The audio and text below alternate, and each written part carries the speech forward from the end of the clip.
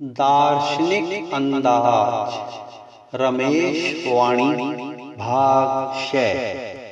सर्दियों की ठिठुरती सुबह तपती धूप की मोहताज है। गर्मियों की तपती दोपहरी सर्द हवाओं की मोहताज है। देखा जाए तो इंसान की पूरी जिंदगी ही रमेश किसी न किसी की दुआओं की मोहताज है। मन के आकाश पर छा जाते हैं काले बादल, किस बात पर मच जाती है कभी मन में हलचल।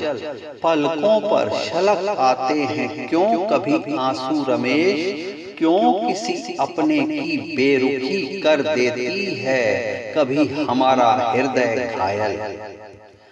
बाहर की दुनिया के भटकाव से उबर के ही हो पाता है स्वयं का आत्मनिरीक्षण। अंदर की गहराइयों में उतरने की प्रक्रिया से ही रमेश किया जा सकता है स्वयं का परीक्षण। 100 बार सोच लो शब्द उगलने के पहले, तीर कमान से निकला तो वापस ना हो पाएगा जी।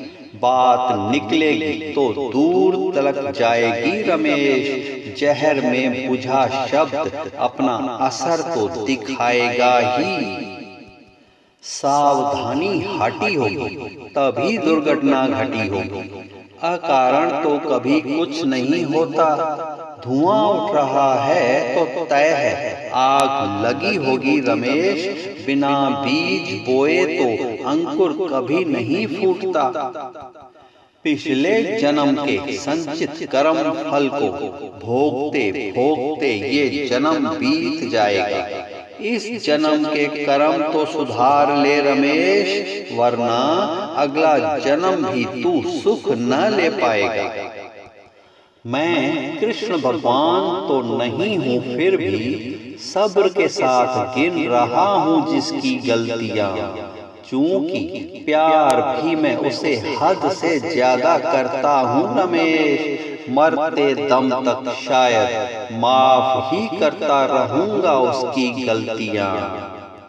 वो जिद्दी है अगर अपनी बुराइयों पर, मैं भी अपनी अच्छाइयों का दामन नहीं छोड़ने वाला।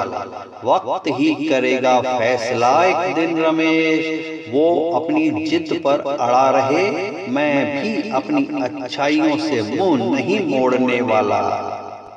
दिली तमन्ना है मेरी हर कोई मुझे चाहता हो। हर दिल पर मैं राज करूं, सबकी यादों में मेरा अक्स हो। सूरज कभी पश्चिम से उगता नहीं रमेश। तुम कैसी मूर्खतापूर्ण बातें करने वाले शख्स हो।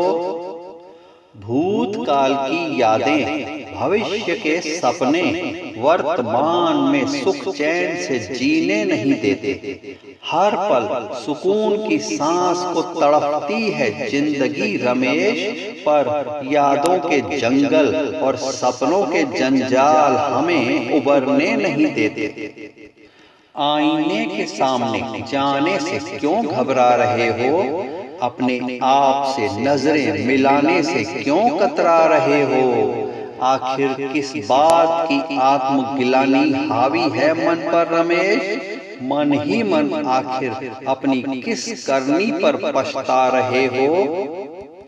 समस्याओं का क्या है वो तो कांटों की तरह चुभेंगी ही। कांटों से दामन बचाकर हमें फूलों को अपनाना है। कांटों के दर से जिंदगी में रमेश, जीवन के बाग को अपने ही हाथों नहीं उजाड़ना है।